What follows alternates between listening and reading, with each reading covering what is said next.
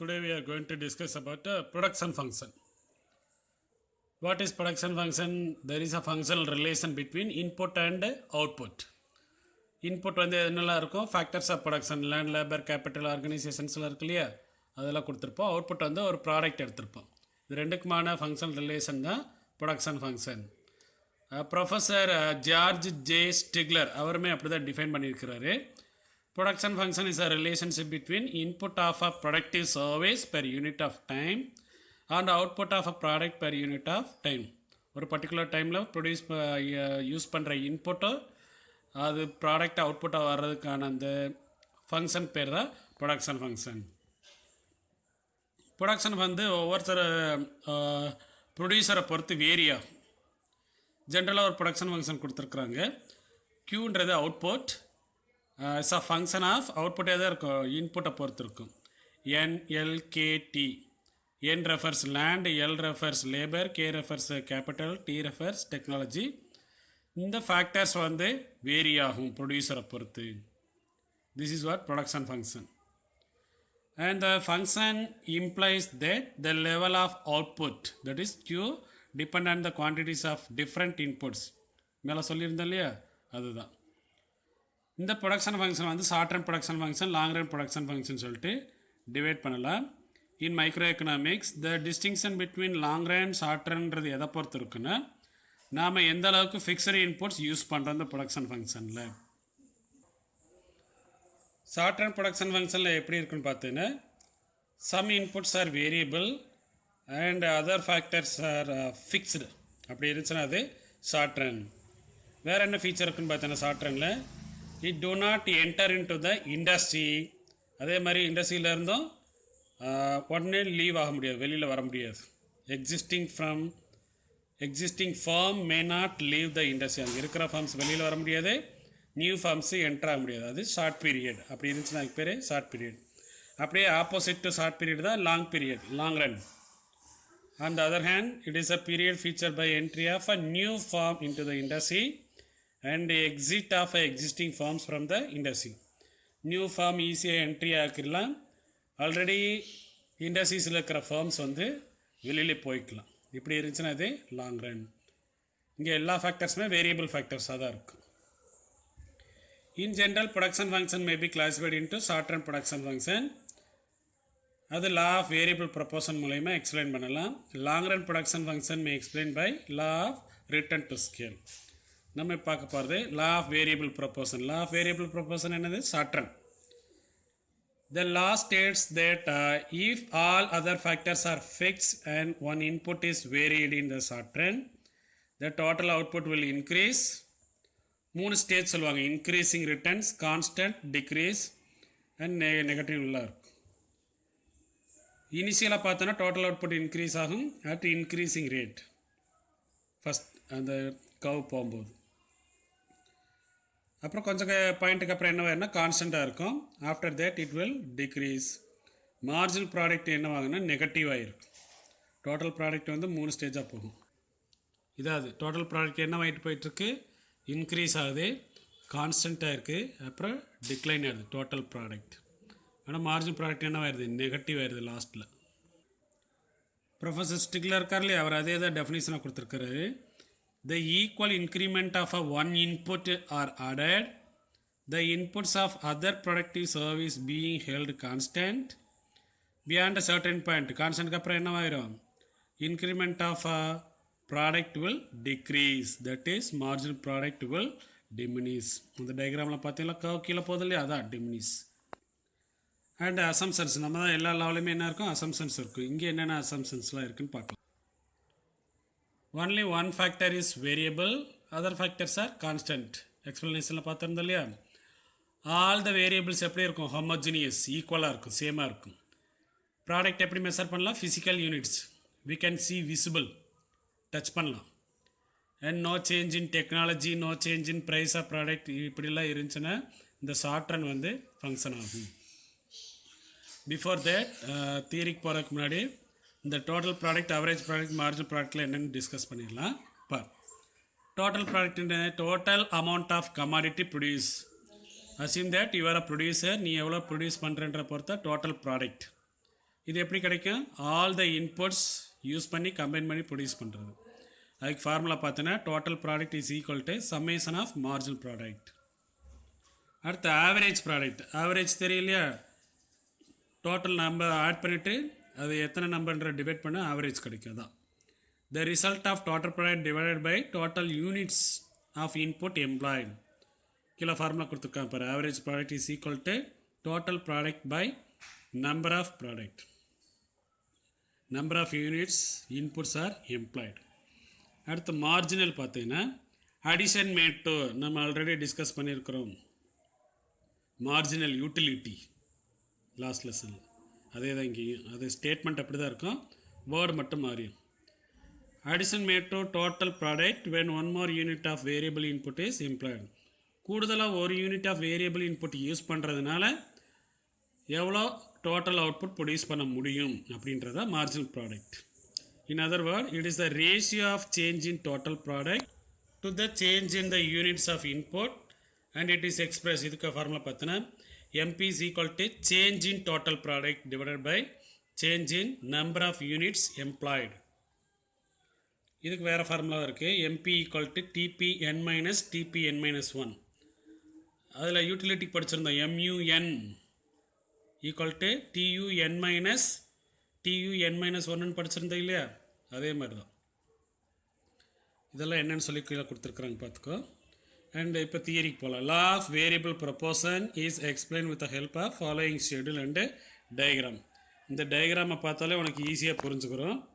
இதோட எக்ஸ்ப்ளனேஷன் தான் அடுத்து எல்லாத்துலேயுமே வரும். பார்த்தீங்கன்னா ஒய் ஆக்சிஸில் total product, marginal product, average product.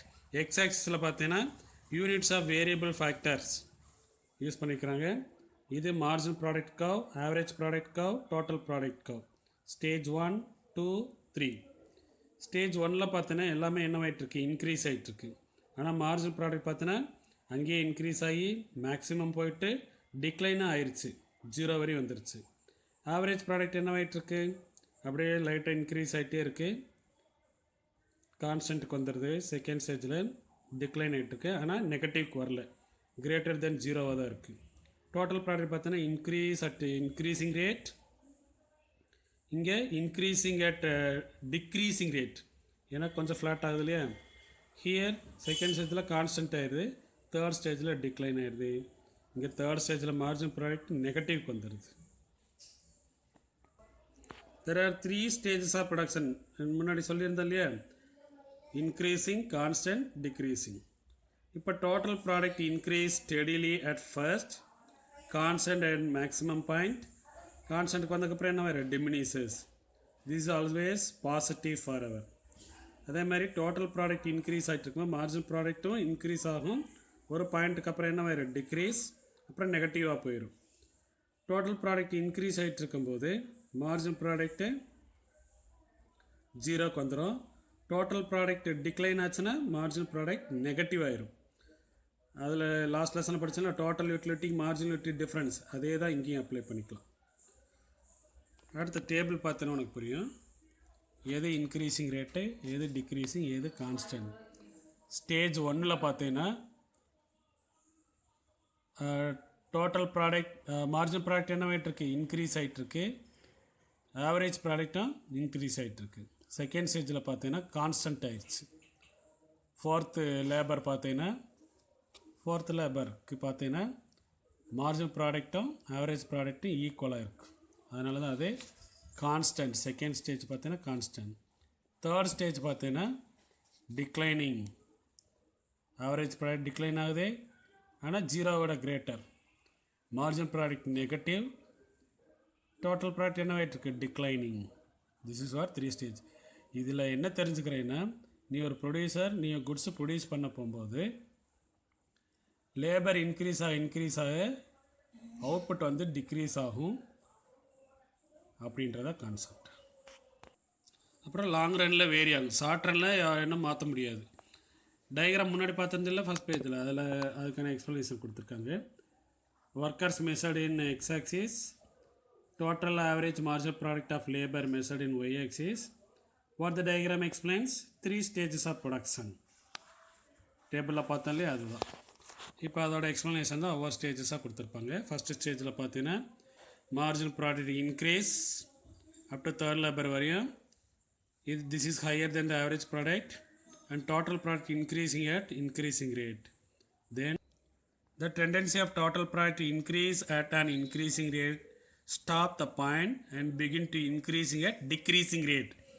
அந்த டயக்ராமில் கோடு காட்டியிருந்தாலே அதுதான், அந்த பாயிண்ட்டுக்கு பேர் தான் பாயிண்ட் ஆஃப் இன்ஃப்ளெக்ஷன். செகண்ட் ஸ்டேஜில் பார்த்தீங்கன்னா marginal product decrease for 60 unit of labour and marginal product intersect the X axis அந்த ரீச்சஸ் ஜீரோன்னு சொல்லியிருந்தாலும் அந்த இடத்துல. And fourth unit of labour பார்த்தீங்கன்னா மார்ஜினல் ப்ராடக்ட் அவரேஜ் ப்ராடக்ட் ஈக்குவலாக இருக்குன்னு சொல்லியிருந்தோம்ல, இந்த ஏரியா மார்ஜினல் ப்ராடக்ட்டும் ஆவரேஜ் ப்ராடக்ட்டும் ரெண்டும் ஈக்குவலாக இருக்குன்னு சொல்லியிருந்தோம். அது அடுத்த ஸ்டேஜ் 3 பார்த்தீங்கன்னா the production shows that 60 unit of labour is marked by negative. எது நெகட்டிவ் ஆயிடுச்சு? Marginal product negative. The average product continue to fall but remains positive. X மேலேயே இருந்துச்சுல அதுதான். After the 6th unit total product decline with the employment of more units of variable factors labor increase பண்ணுறதுனால total product என்னவாக ஆரம்பிச்சிருச்சு? Decline ஆக ஆரம்பிச்சிருச்சு. இதான் அந்த 3 ஸ்டேஜஸ் பற்றி சொல்லியிருக்கு. ஸ்டேஜ் 1, 2, 3 டோட்டல் ப்ராடக்ட் என்னவாகுது? இனிஷியலாக increasing at increasing rate, then increasing at decreasing rate. Second stage la increasing at diminishing rate and reaches maximum. Third stage la decline ஆயிடுச்சுன்னு சொல்லி டயக்ராமில் பார்த்துருந்தோம். அதே மாதிரி மார்ஜின் ப்ராடக்ட் என்ன ஆகிட்டு இருக்கு? பிகினிங்கில் increase then reaches maximum and start to decrease first ஸ்டேஜ்லேயே நடந்துருச்சு. And continue to diminish in second stage and reaches zero and third stage it become negative. Average product பார்த்தீங்கன்னா அதுவும் இன்க்ரீஸ் ஆகுது பிகினிங்கில் and attain maximum and equal to margin product then begin to diminish second ஸ்டேஜில். தேர்ட் ஸ்டேஜ்லேயும் என்ன ஆகிட்டு diminish ஆகிட்டுருக்கு, ஆனால் எக்ஸ்எக்ஸ் மேலே இருக்கனால அது positive which is greater then zero. இவ்வளோ நேரம் பார்த்தா ஷார்ட் ரன் பார்த்துட்டு இருந்தோம். Now we are going to discuss about a long run, that is laws of return to scale. In the long run, no fixed factor. All factors are variable. Underline பண்ணிக்க அந்த word. All factors are variable, no fixed factors. And the loss of return to scale explain the relation between output and the scale of inputs in the long run when all the inputs are increased in the same proportion. Labour capital சொல்லிட்டு அது மாதிரி எல்லா labour இன்புட்ஸும் same லெவலில் இருந்தாலும் output எவ்வளோ கிடைக்குது அப்படின்ற பொறுத்து தான் அதை தான் இந்த லாங் ரன் அப்படின்ற எக்ஸ்பிளைன் பண்ணும். லாஸ் ஆஃப் ரிட்டர்ன்ஸ் எவ்வளோ கிடைக்குது அப்படின்றது. This law also has some assumptions. First assumption is all factors of production, land, labor, capital are variable. அதில் என்ன படிச்சிருந்தோம்? ஒரு சில ஃபேக்டர் மட்டும்தான் வேரியபிளாக இருக்கும், சிலது ஃபிக்ஸ்டாக இருக்குன்னு சொல்லியிருந்தோம். But organisation is fixed here. மற்ற 3 ஃபேக்டர்ஸ் வேரியபிள். ஆர்கனைசேஷன் ஏன்னா அவன் தான் என்டர்பிரனர் இல்லையா, ஓனர், அவன் மாற மாட்டான், அதனால் fixed. And there is no change in technology, perfect competition இருக்கும் மார்க்கெட்டில். Output are returns are measured in physical. இந்த அசம்ஷன்ஸ் ஷார்ட்ரன்லி பார்த்துருந்தோம். இதுவுமே அந்த 3 ஃபேஸஸ் இருக்கும். Increasing, constant, diminishing. இன்க்ரீஸிங் பார்த்தீங்கன்னா all inputs are increase by 1%. Output என்னவாகும்? மோர் தென் 1% இன்க்ரீஸ் ஆச்சுன்னா அது இன்க்ரீஸிங். நாம் எவ்வளோ இன்புட் கொடுத்தாலும் அவுட்புட் அதே அளவு கிடச்சிச்சின்னா 1% அவுட்புட் இன்க்ரீஸ் ஆகும்போது அவுட்புட்டு 1% வந்துச்சுன்னா அது கான்ஸ்டன்ட். நம்ம அவுட்புட் 1% இன்க்ரீஸ் ஆகும்போது இன்புட் 1% இன்க்ரீஸ் ஆகும்போது அவுட்புட் 1% டிக்ரீஸ் ஆச்சுன்னா அதுக்கு பேர் என்னது? Diminishing returns. இது கீழே இருக்க டயக்ராமில் பார்க்கலாம். 3 laws of returns can be explained with the help of diagram. The movement from point A to point B represents increasing return to scale. இந்த பாயிண்ட் தான் பாயிண்ட் A to B பார்த்தீங்கன்னா increasing return 100க்கு 200 கிடச்சிருக்கு இல்லையா, இந்த டயக்ராம்லேயே அதை பார்க்கலாம். பாயிண்ட் A to B வந்து இன்க்ரீஸிங் ரிட்டர்ன்ஸ். எக்ஸ் ஆக்ஸில் லேபர், ஒய் ஆக்ஸில் யூனிட்ஸ் ஆஃப் கேபிட்டல் எடுத்துருக்குறாங்க. B to C பார்த்தீங்கன்னா 3 தான் இருக்குது, கான்ஸ்டன்ட். சி டு டி பார்த்தீங்கன்னா டிமினிஷிங் ரிட்டர்ன்ஸ். இன்புட் வந்து 100% இன்க்ரீஸ் பண்ணாலும் அவுட்புட் எவ்வளோ தான் இன்க்ரீஸ் ஆகிருக்கு, 33.33% தான் இன்க்ரீஸ் ஆகிருக்கு. அதனால் இது decreasing return to scale third ஸ்டேஜில் அதான் சொல்லிக்கிறேன். அடுத்து பார்க்கலாம். ஏன் ஃபஸ்ட் ஸ்டேஜ் இன்க்ரீஸிங் ரிட்டர்ன்ஸ் பார்த்தீங்கன்னா த 2 பாயிண்ட்ஸ் ஏ டு பி இருக்கு இல்லையா, ஹாஸ் டபுள் இன்புட் டபுள் ஆனது, அவுட்புட் ட்ரிபிள்ட் ஆகிருக்கு. அப்புறம் கான்ஸ்டன்ட் ரிட்டர்ன்ஸ் பார்த்தீங்கன்னா the scale is simply movement from point B to point C. அது ஏன் கான்ஸ்டன்ட் சொல்கிறேன்னா 2 points input have doubled, அவுட்புட்டுமே என்னவாக தான் இருக்குது, டபுளாக தான் இருக்குது, கான்ஸ்டன்ட். டிக்ரீஸிங்கில் பார்த்தீங்கன்னா point C to point D ஃபேக்டர்ஸை டபுள் ஆக்கியிருக்கிறோம், 4 to 8. பட் த அவுட்புட் என்னவா இருக்குது, இன்க்ரீஸ் ஒன்லி 33.33%. நெக்ஸ்ட் பார்த்தோன்னா எக்கானமிஸ் ஆஃப் ஸ்கேல். எக்கானமிஸ்னால் என்ன, அட்வான்டேஜ், சிக்கனம். யாருக்கு சிக்கனமாக இருக்குன்னு பார்த்தோன்னா இப்போ லார்ஜ் இண்டஸ்ட்ரீஸ், சப்போஸ் நீ எங்கேயோ பர்ச்சேஸ் பண்ண போகிறேன்னு வச்சுக்கோ, ஒரு 10 ஷர்ட் பர்ச்சேஸ் பண்ணினா உனக்கு டிஸ்கவுண்ட் கொடுப்பாங்க. அதே ஒரு ஷர்ட் பர்ச்சேஸ் பண்ணினா ஃபிக்ஸட் ரேட்டுன்னு சொல்லுவாங்க. அதுதான் அட்வான்டேஜ், எக்கானமிஸ் ஆஃப் ஸ்கேல். இங்கே என்ன சொல்லியிருக்கான்னு பார்க்கலாம். ப்ரொடக்ஷன் பாயிண்ட்டுக்கு the scale of production refers to ratio of factors of production. Economies of scale சொல்லியிருக்கோம் இல்லையா, அந்த factors of production labour capital என்ன ரேஷியோவில் யூஸ் பண்ணுறன்றது ஸ்கேல் ஆஃப் ப்ரொடக்ஷன்றது. This ratio can change because the availability of factors. Labour capital கிடைக்கிறத பொறுத்து அந்த ரேஷியோ சேஞ்ச் ஆகும். The scale of production is an important factor affecting the cost of production. Labour capital எந்த ரேஷியோவில் combine பண்ணுற போட்டு cost of production change ஆகும். Every producer wishes to reduce the cost of production. இது எல்லாருக்குமே தெரிஞ்சதான். செலவு கம்மியாக இருக்கணும், அவுட்புட் வந்து அதிகமாக இருக்கணும், ப்ராஃபிட் அதிகமாக இருக்கணும் தான் நினைப்பாங்க. Hence he uses an advantage of economy of scale.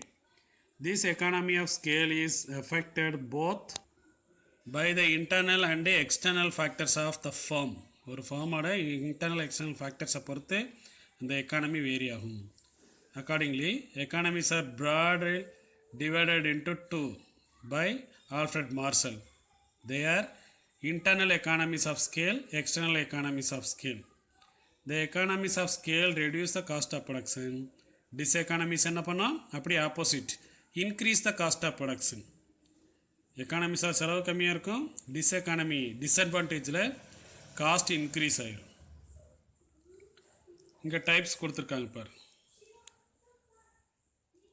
Internal economies of scale எப்போல்லாம் கிடைக்குன்னா, ஃபர்மை எக்ஸ்பேண்ட் பண்ணும்போது lower long run average cost, efficiency from larger scale production, range of economies, that is technical ஃபினான்ஷியலை பொறுத்து இன்டர்னல் எக்கானமிஸ் கிடைக்கும்.